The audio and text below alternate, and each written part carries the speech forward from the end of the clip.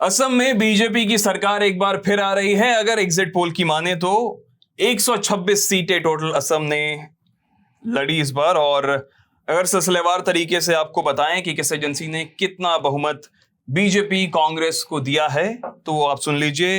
Access माई India 88 से 100 सीटें BJP को दे रही है और कांग्रेस अलायंस को वो 24 से 36 सीट बता रही है। मैट्रिक्स बता रही है कि 85 से 95 सीटें बीजेपी यानी कि एनडीए के खाते में जा सकती है।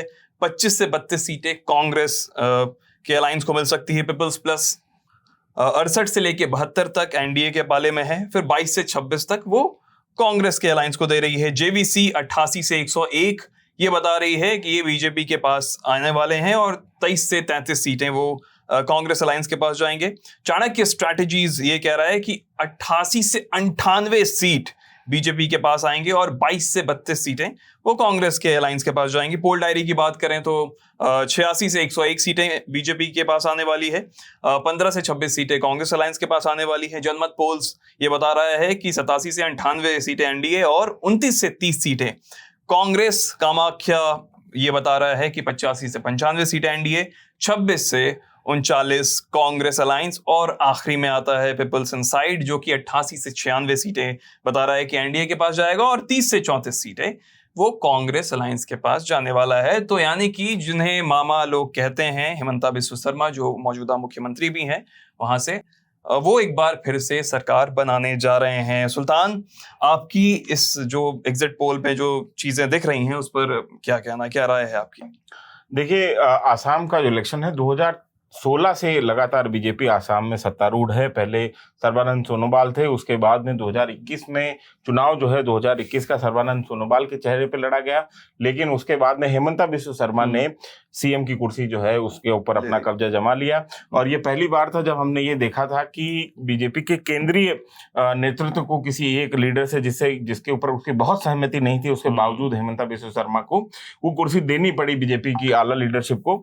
उसकी एक वजह यही थी कि हिमंता बिस्वा शर्मा पूरे के पूरे नॉर्थ ईस्ट में इतने क्रूशियल हैं। हमने खास तौर पे ये देखा है सूरज, जब भी जो पार्टी केंद्र में सत्ता में होती है लगभग उसका अलायंस जो है इन 7 सिस्टर स्टेट्स में हमको सत्ता में दिखाई देता है। और वहां पे पहले क्योंकि लगातार जो है कांग्रेस सत्ता में थी तो कांग्रेस का अलायंस था, तो ये 7 स्टेट में लगभग हमको कांग्रेस की गवर्नमेंट दिखाई देती थी। उसके बाद में जब बीजेपी सत्ता में आई है 2014 के बाद में, तो लगातार वहां पे नॉर्थ ईस्ट में ऐसे ऑपरेशन किए गए, कुछ मतलब इस तरीके की पॉलिटिकल कैंपेन किए गए। पूरे के पूरे पॉलिटिकल कैंपेन के सेंटर में हिमंता बिस्वा शर्मा थे और जिन्होंने पूरा का पूरा नॉर्थ ईस्ट बीजेपी के लिए एक तरीके से मैनेज किया, ना सिर्फ आसाम को।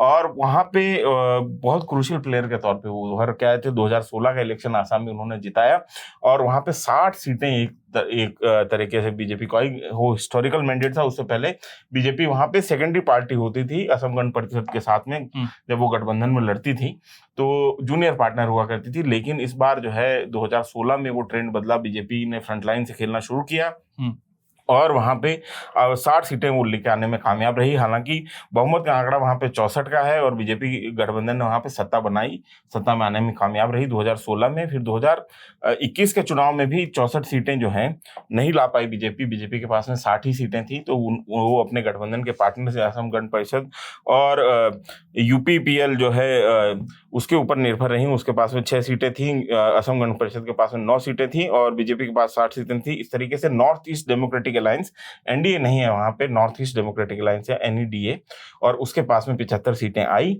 और इस 75 सीटों के आधार पे हेमंता बिस्वा शर्मा जो है वो मुख्यमंत्री बने।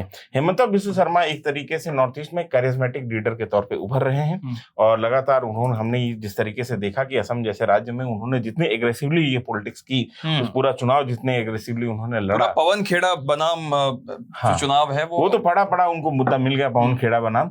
और वो जिस तरीके से जितने एग्रेशन के साथ में वहां पे पॉलिटिक्स करते आए हैं, असम में इस तरीके का पॉलिटिशियंस हमको देखने को इतिहास में नहीं मिले हैं। तरुण गोगोई थे, तरुण गोगोई के बेटे गौरव हो गई, अभी महाजोत जो कि कांग्रेस की लीडरशिप में बना हुआ गठबंधन है उसको लीड करते हैं। और 2021 के चुनाव में इसको महाजोत को 50 सीटें टोटल मिली थी, जिसमें से 29 कांग्रेस को मिली थी। AIUDF जो कि वहां पे माइनॉरिटी को रिप्रेजेंट करने वाली पार्टी है और जिसमें 16 सीटें इसको मिली थी, बोडोलैंड पीपल्स फ्रंट को 4 सीटें मिली थी और सीपीएम को वहां पे 1 सीट मिली थी। 2 सीटों पे सीपीएम वहां पे लड़ी थी, जिसमें से 1 सीट जो है उनके खाते में गई थी। तो 50 और 75 का आंकड़ा जो है पक्ष और विपक्ष का था। ऐसा नहीं था कि कांग्रेस वहां पे बहुत मजबूत स्थिति में है, लेकिन ऐसा भी नहीं था कि बहुत कमजोर स्थिति में है और ठुड्डे लाइन कर दी गई है, एकदम किनारे लगा दी गई है। लेकिन जिस तरीके के अभी हमको ट्रेंड देखने को मिल रहे हैं, वो ट्रेंड ये कहते हैं कि कांग्रेस जो है बुरी स्थिति में जा रही है गौरव गोगोई के नेतृत्व में, और वहां पे एक स्पष्ट बहुमत बीजेपी को मिल रहा है और बीजेपी हो सकता है अपने दम पे सरकार बनाने की स्थिति में वहां पे आ जाए। और ये हेमंत बिस्व शर्मा जिस तरीके से चुनाव लड़ते हैं उसी की वजह से हुआ है। और हम आपको एक बात बता दें कि दरअसल जब भी हम चुनाव पढ़ते हैं पत्रकार के तौर पे, तो हमको ये समझना सबसे पहला जो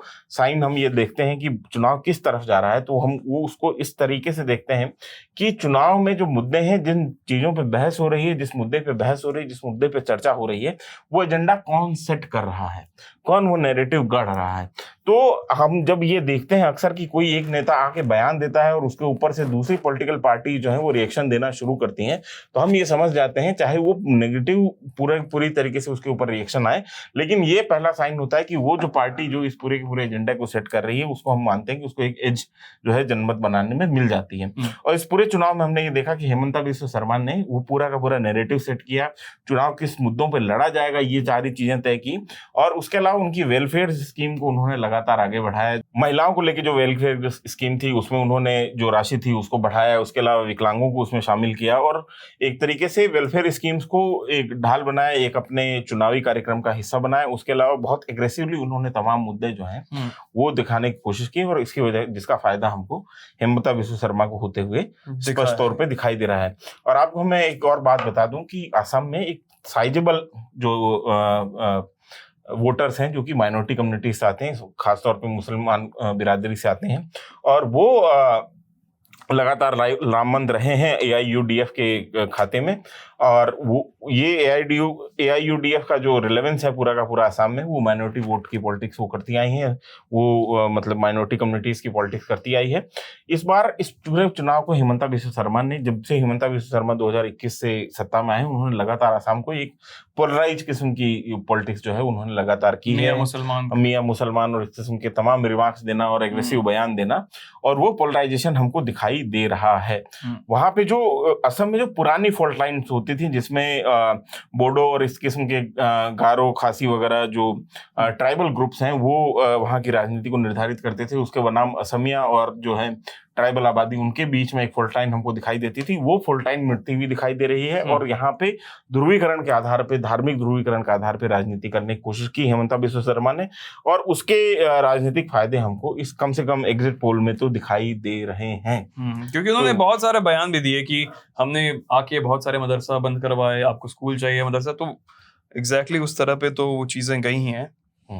तो ये अभी हमारे पास में कुल मिला के जो है असम का इलेक्शन है, और असम के इलेक्शन में बहुत कोई दुविधा किसी को नहीं थी। जो भी आदमी इलेक्शन को ऑब्जर्व कर रहा था उसको ये स्पष्ट तौर पर हमारी टीम ग्राउंड पे थी, हाँ, कि वहां पे हेमंता बिस्व शर्मा को एक एज जो है चुनाव में हमको दिखाई दे रही है, बीजेपी को एक एज चुनाव में वो बहुत शुरुआत से हमको दिखाई दे रही थी। कांग्रेस जो है उस तरीके से उसका मुकाबला नहीं कर पा रही थी, खासतौर पे वैसी स्थिति में जबकि बगल का राज्य मणिपुर जो है वो अनस्टेबल है। वहां पे एक जो है लगातार हिंसा जारी है पिछले कम से कम 4 साल से।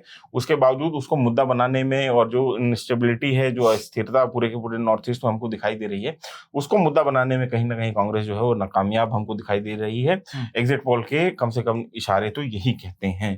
तो ये असम को लेकर हमारा एनालिसिस है कि असम में एक बार फिर बीजेपी जो है, एग्जिट पोल ऐसा कह रहे हैं कि बड़े बहुमत से आ रही है, और पहली बार ऐसा होगा कि अगर 64 का आंकड़ा पार कर पाती है बीजेपी, तो बीजेपी अपने दम पे किसी नॉर्थ ईस्ट स्टेट में अपने दम पे सरकार बनाने की, उसका क्रेडिट पूरी तरह से हेमंता बिस्व शर्मा को जाता है।